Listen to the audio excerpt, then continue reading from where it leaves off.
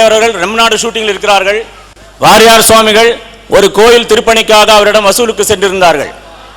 உள்ளே ஷெட்டில் வெளியே பூட்டி கொண்டு அங்கே ஷூட்டிங் நடந்து கொண்டிருக்கிறது. எம்ஜிஆர் அவர்களுக்கு சொல்லுவதற்கே மிகவும் தயங்கினார்கள். ஆனால் சுவாமி அவர்கள் சொன்னார்கள், சொல்லி பாருங்கள், அவர் அனுமதி வந்தால் நான் பார்க்கிறேன் என்றார். இவர் போன் பண்ணி அங்கே சொன்ன உடனே அவர் கதவு திறந்துருங்க, நான் வந்து சாமி பார்க்கணும்னார்.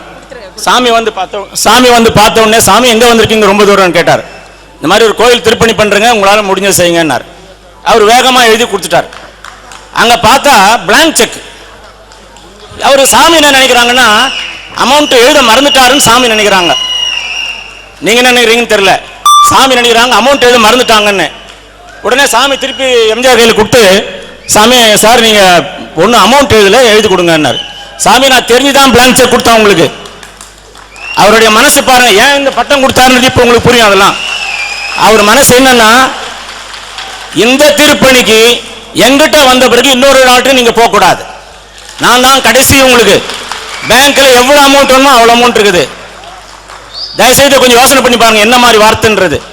இந்த திருப்பணிக்கு நான் தான் கடைசி ஆள். நீங்க எத்தனை திருப்பணி பண்ணுங்க, அதுக்கு போங்க வசூலுக்கு, நான் வேணான்னு சொல்ல. ஆனா இந்த கோயில் திருப்பணிக்கு நான் தான் கடைசி ஆள். எவ்வளவு வேணாலும் எழுதிங்க, இனிமே யார்ட்டையும் போகாதீங்க வசூலுக்கு.